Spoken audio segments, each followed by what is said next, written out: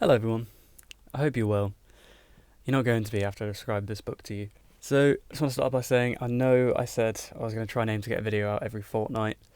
That went well. Yeah, work's just been really busy at the moment. We've just had our stock take, which meant loads and loads of overtime to get us prepared for it and whatever. So, I've not really had the chance to carry on uploading on this channel like I said. Which is annoying actually because the channel's been doing really well. Now, I know this won't sound like a lot by today's standards, but we're on 17 subscribers now, and only one of them is my alt account. And yeah, the last video was on like 90 views and stuff like that. And I've had some comments saying like, thanks for inviting me to this like community and stuff like that. So yeah, I'm really chuffed with that. And yeah, sorry that's taken so long to get to you. Also, do excuse the fact that I have my headset on, and yeah, I'm holding this mic. It's not plugged in. Obviously, the last video had some issues with audio. It was only in I think it was the left ear or the right ear, one of them. It was only in one ear basically, and I've not had time to fix it with how busy work's been. So yeah, I'm just using my headset.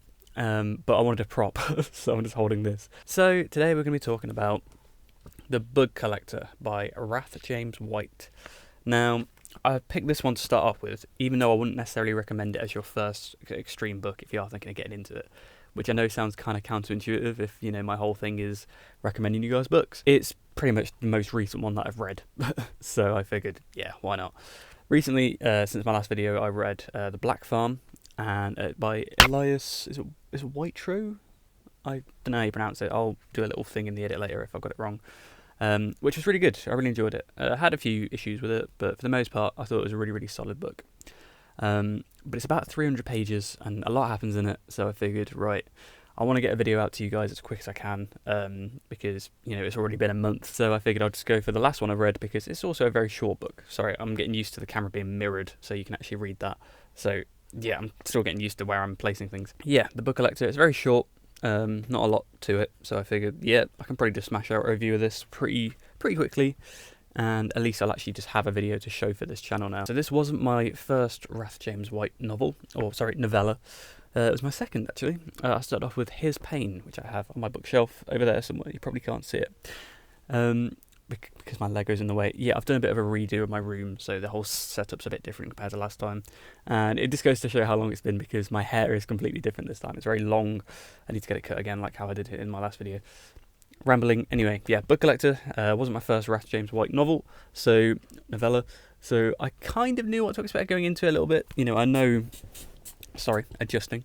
I know the way he writes. I know he's very sort of darkly self-aware of his stuff. You know what I mean? Like, it's as disturbing as it gets. It always feels warranted because his prose is very good. So I am going to talk about spoilers in these reviews because I feel like, there's no point really talking about these without talking about the really extreme stuff, because that's why I made this channel in the first place, to actually just talk about how messed up some of this stuff is. But then again, I also, because I'm reviewing these books to people, I don't want to spoil it for people who are actually going to read them. So I'm always going to try and include a very brief, spoiler-free, summary of what I thought, and then I'll get straight into spoiler stuff. And why this book stirred so much in the extreme horror subreddit. People were saying that this one made them feel physically ill. I saw this one come up a lot, hence why I was pretty keen to actually read it. So yeah, in summary, I really like this book. Yeah, definitely wouldn't recommend it as your first extreme horror or splatterpunk, whatever this fucking genre is. I don't know anymore. Definitely wouldn't recommend that as your first to start out with, because it is very, very gnarly. And I wouldn't recommend it as your first Rath James White book either. I would definitely say start with His Pain, because as gnarly as that book is and as disgusting as it gets, especially with family, it's not necessarily gross out. You know what I mean? It's just pretty disturbing, whereas this one, he does a lot with diseases and bodily fluids and stuff like that. Like, it's a bit much to start out with, I'd say. So I'd definitely hold off on this one for a little bit if you are thinking of reading some of these books, but I would definitely consider it on your list of books to read, because it's very good. And I do think, again, you can burn through it in probably a day, in one sitting. I pretty much did. I think it was 2 sittings this took me. So it's not going to take up a huge part of your time. You can't do a lot with a short book, and he manages to accomplish that. So yeah, I thought it was really, really good.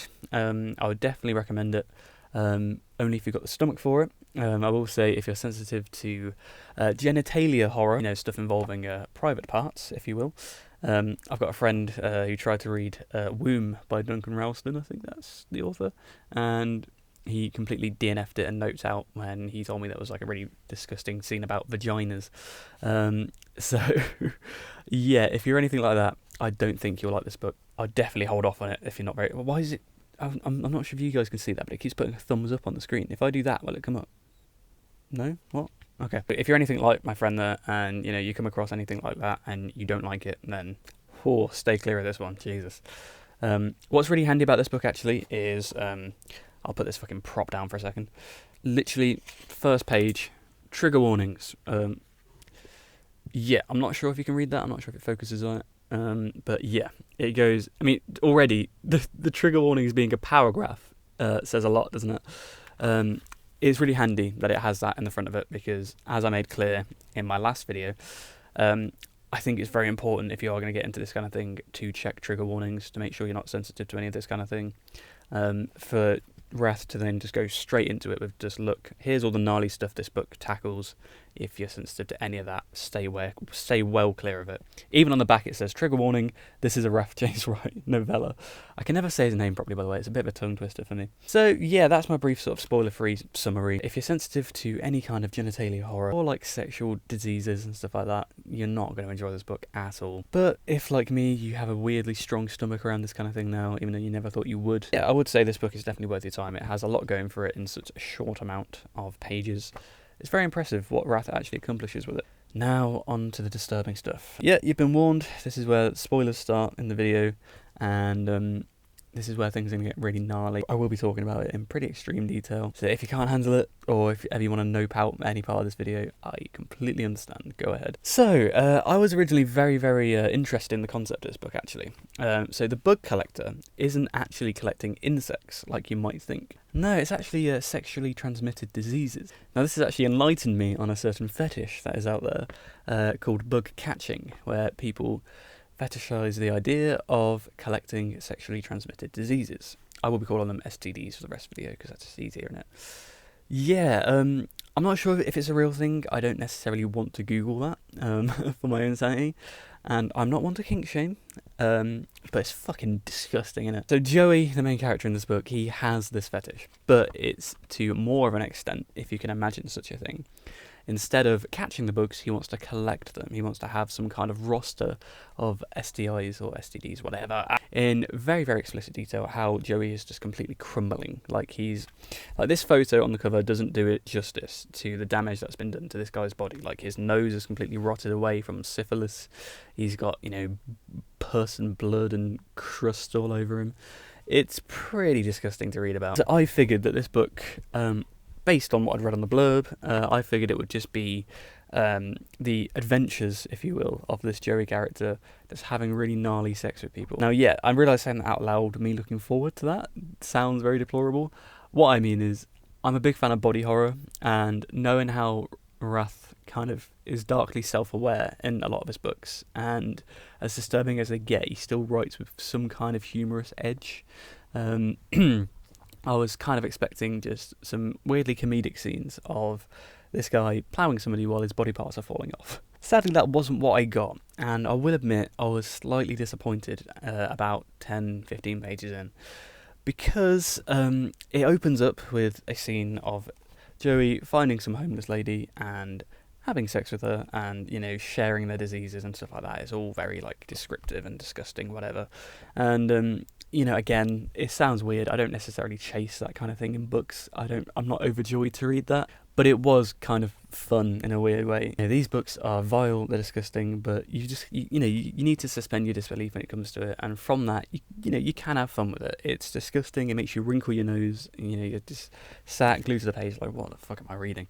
But from that comes that kind of fun, right? Of how much can you endure? It's a bit of like an endurance test. But then he gets captured by a lady, and from then on, she's just torturing him. And now, I was pretty disappointed by that originally, because I thought, based on his pain and the idea of this book, I figured Wrath is one of the more creative extreme horror writers, in that he doesn't just follow the blueprint. He doesn't write the same old shit that's already out there. So when it suddenly became a torture book, I thought, oh, brilliant. I've read so many of those now in my time of reading extreme horror. If I wanted to read another torture book, I'll just read The Slob or Audition. But as the book unfolds, I definitely think that was the right call. even though there are some pretty gnarly scenes where this lady does torture Joey, she kicks her stiletto into his bollocks and they just completely erupt. She pretty much like cuts his nipple off, I believe, and from that obviously carves a lot of his chest open as well. And the ending where she pours what was it, like melted metal or something into his urethra and arse. Yeah, okay. More creative ways to torture somebody, which I did appreciate. I thought it spices up a little bit, didn't it? But most of it is actually exposition, because obviously there is only so much you can actually cram into a short book like this, and I did a pretty good job at explaining why Joey has this fetish. It goes into pretty extreme detail about how he was sexually abused as a child, and from that, I forget exactly how it stemmed, but he kind of had this, like, way too early fixation with sex at a young age, and then started watching, like, sex ed videos in school. And obviously back in the olden days, thankfully they don't do it now from what I recall anyway. When I was in school we didn't do this. But teachers would put on their projector images of diseased body parts, especially genitalia, during sex ed to show, the effect of diseases. Thankfully they don't do that anymore, fucking hell. But yeah, it kind of describes how as a child, after this traumatic experience, he then started to fixate on like the diseased body parts and stuff. Why is it raining? I don't understand what these camera effects are. I hope you guys can't see them. He ends up just becoming completely obsessed with the idea of like diseased. Oh, my phone's ringing. I can't answer now. I'm making a video. It describes it in very almost humorous detail how this young lad is just sat there going like, oh yeah, there were boils on this cock and there was all of this. It's like, oh, okay, right. And basically he retells all of this through this lady character. I forget her name. That's probably pretty important, isn't it? Sorry, I just remember the chapter taglines. My god. Chapter 4, the salty, semen sweet taste of her cum. Tina? Yeah, Tina. All of like the backstory to this character is explained through Tina torturing information out of him. And, it's pretty clear early on why you think she might be doing this. She makes it very clear that he gave her some, especially horrible STIs.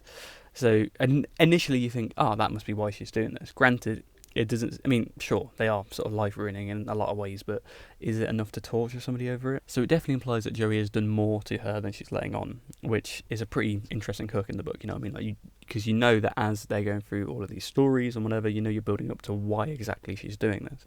But yeah, I actually thought it was a really, really good way of cramming a lot of exposition into such a short book, is actually having it through mostly dialogue and flashbacks and whatever.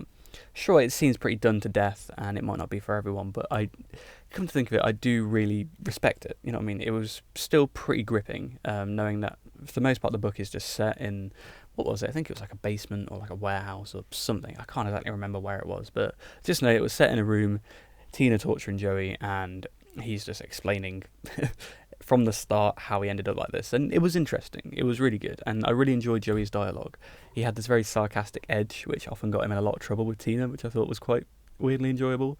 How, she's just committed some atrocities to him. He knows full well that it's just going to carry on, and yet he still can't resist but being sarcastic with it. And then it gets him in even more trouble, like another body part gets cut off or something. I thought that was quite fun. As the book goes on, Tina starts to elaborate a bit more on her side of things and how she ended up getting a partner. She was in a sort of sex trafficking ring, which was pretty upsetting to read about. And then, she met this bloke, and he ended up getting her out of it, and they were pretty much set in stone to have a lovely life together. And then, because Joey was one of her clients, or just some bloke that she would often see, because he's very talented with his tongue, apparently, he ended up giving her some pretty gnarly diseases that then translated over to her partner, and he died. And yeah, I really enjoyed how this was only really explained in the last chunk of the book. Because, again, as I said earlier, it does seem like a long way to go to get back at somebody for giving you an STI, or multiple STIs. Again, I know they are life-ruining. I don't speak from experience, fucking hell. No, yeah, it is definitely implied that, there is more to why she's doing this to him. There's way more to why she's carving him up in such a way. And yeah, it was nice to sort of get all of Joey's history out the way first, because it leaves you thinking like, oh, why is she actually doing this? Why is she going this far? What is her hatred for this bloke about, besides just, the elephant in the room, the STIs he gave her? And yeah, so to have that kind of tragic revelation in the end, I did really quite enjoy, and it definitely recontextualized it a lot more. And in a weird way, you do kind of sympathise with her. It's a really strange one, and I did really appreciate this as well. Is that both characters aren't especially like good, you know, like out of the two main characters in the book who take up the majority of it, in the present at least. Because obviously the rest of it is all sort of told through flashbacks and whatever. They're both not especially great people, you know. Sure, Joey is just chasing this very unfortunate fetish that he has, but even so, the ways he goes about it are very, very deplorable. And Tina is torturing him and, like, you know, carving him up and all of this, and it's just like, who do you like sympathise for here? Who do you like form an allegiance with? And yeah, in the end, I liked both of their characters, and that is what I really respect about Wrath in a lot of ways, is his ability to characterise people and not dress them up in any way, you know what I mean? It's very clear that they're not great people, you shouldn't be rooting for either of them, but the fact that you come out of it liking both of them is just a testament to his writing, really. Like, the dialogue here is hilarious. There was a part that really caught me off guard where he mentioned about, I think, like, he said that Tina was being a Karen or something, and I just thought that's oddly, like, topical slang, and I looked and the book was published in 2024. I just realised as well, it's addressed to mum. Why would you write this book and address it to your mum? Jesus. But no, yeah, it's clear that Wrath is very, like, tuned in to current slang and whatever, and it definitely works out in his favour. For a book this messed up, it's very, like, refreshing and entertaining to see that kind of, like, you know, sarcastic and darkly funny and even silly at times edge to it. And because it definitely makes it less of an overwhelmingly depressing read. One thing that I really like about Wrath as well is that I feel like he kind of earns his gross out moments. Sure, a lot of the stuff that goes on in this, the especially horrible torture parts, do feel a bit like shock value for the sake of it. But I can kind of forgive him in that respect with these, because his prose is so, so good. Like, genuinely, reading the first page, it had been a while since I've read His Pain. Reading the first page of this one and just hearing, you know, all of the dense and rich paragraphs and language and passages that he uses. Yeah, to me it just feels like when it gets really, really messed up, it's earned, because he is a very competent writer. And yeah, even his gross out moments, weird as it is to say, I do feel like are kind of more tasteful than the other ones. Just because, again, it does feel like it plays a bit more of a role in the narrative than other stuff that I've read so far. You know, it is not just, here's a disgusting scene, it is, here's a disgusting scene in the context of a narrative that's actually really, really well laid out. Yeah, I really like the ending. Wrath has a really good way of ending his novels. Spoiler for His Pain here, but the book, I think the last line was about the main character in that one about to kill or torture his father because he had pleasure confused with pain and wanted to show people. It ended, I believe, I mean, this isn't verbatim or anything, but the last sentence was at least like, he will finally know his pain. And it's like, oh, that's the title of the book. And also, you know, with the book being the parents trying to figure out the root of this, trying to cure it for him, it was a pretty cathartic ending, and I really appreciated that. This one is no different. Tina essentially, after torturing him, after pouring molten metal into his arse and urethra, I really hope no one's home at the moment. I don't think they are, because if they're listening into this, my God, I've closed my window just for this, so my neighbours can't hear the disgusting stuff I'm talking about. And I am suffering because it's really warm. Yeah, after she does that, she kind of reflects on, like, was it worth torturing this guy? You know, she found more worth in his screams rather than the actual, like, death of him, because now the screams have stopped. And yeah, she eventually kind of comes to the conclusion that she can almost follow in his footsteps in a little way, that she is almost like a carrier of some of the stuff that he gave her, and she ends up burning down the house and leaving with a new sort of intention. And I thought that was just really cool, you know, for her to suddenly do a bit like a bit of a 360. She's clearly sort of driven mad a bit by all the torture that she's inflicted on this guy. The actual name of the chapter was, I think, The Fire Between Her Thighs or something, which I thought was really cool.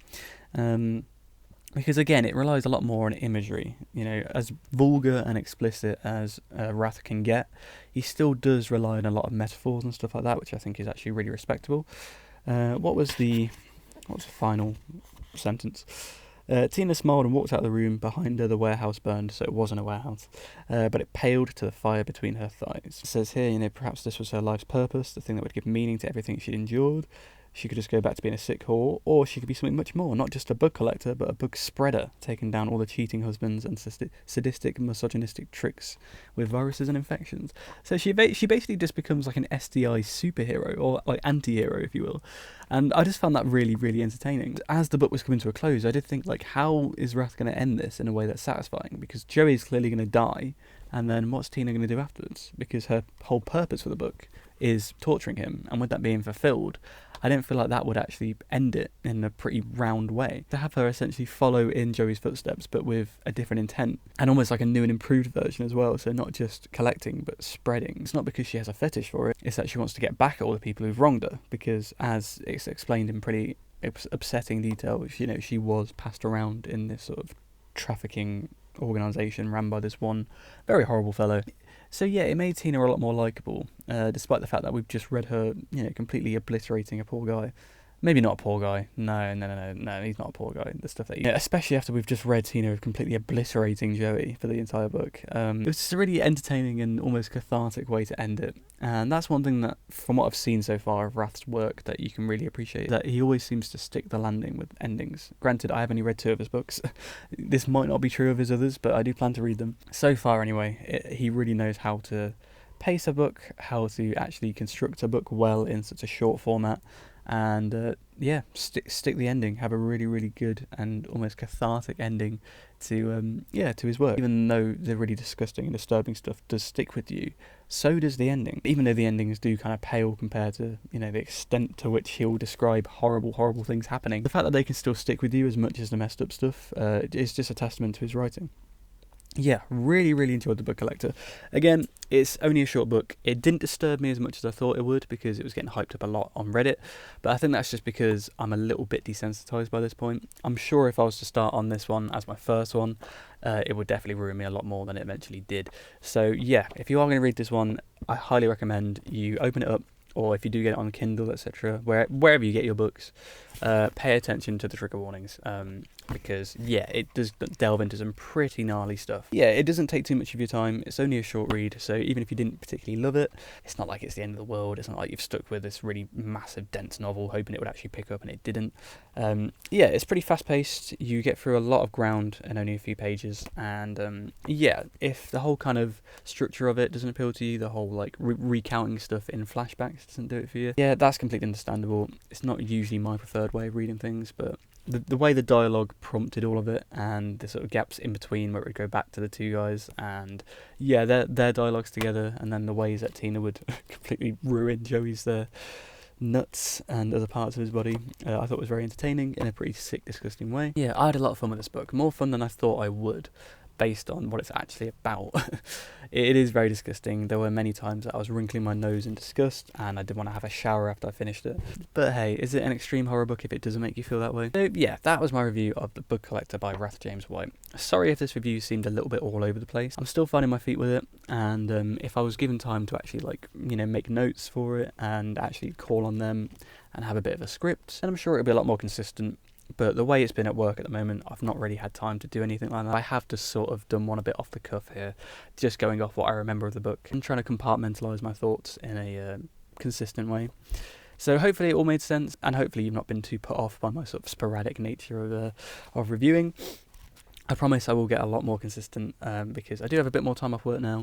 Thankfully, I'm not doing as much overtime. So the next book I review, I'll definitely make notes on it as I'm reading it and try and call on them for the next one. And I'll probably have a bit more of a structure involved. Yeah, it will definitely be a lot less scuffed than this one is. But here, I just wanted to get a review out so I can say I've uploaded on this channel. And yeah, I don't know. Thanks for all the support so far. Again, I know 17 subs isn't exactly groundbreaking, but I've gone through a lot of new channels in my time on YouTube, and it's taken like years sometimes to even breach 20. So the fact that on this new channel that I've not even promoted anywhere really, so I've got 17 subs just like that and nearly 100 views on my first video, like, that's exciting to me. That's really, really exciting. So yeah, thanks for watching. I do hope you check this one out if it appeals to you. Please let me know if you have read it or if you got inspired to read it from this video. Let me know your thoughts on it. Let's have a little chat in the comments. And yeah, that was The Book Collector by Wrath James White. So to summarise, really disgusting narrative choices that didn't necessarily strike me as the right way to go with such a concept at the start, but ended up really pulling it off, and I can't imagine it being told any other way now. And yeah, the ending was actually surprisingly quite cathartic, and yeah, stuck with me alongside all the disgusting stuff, which again is a testament to Rath's writing. He's a very, very competent writer, and it's really nice actually to see a writer so skilled who could easily write, bestsellers, I'd imagine, in if he toned his books down more. It's really nice to see a writer so skilled writing shit like this. You can tell he has a passion for grossing people out, and hell, we have a passion for reading it apparently. Thank you, and yeah, I'll see you in my next one, which hopefully isn't a month.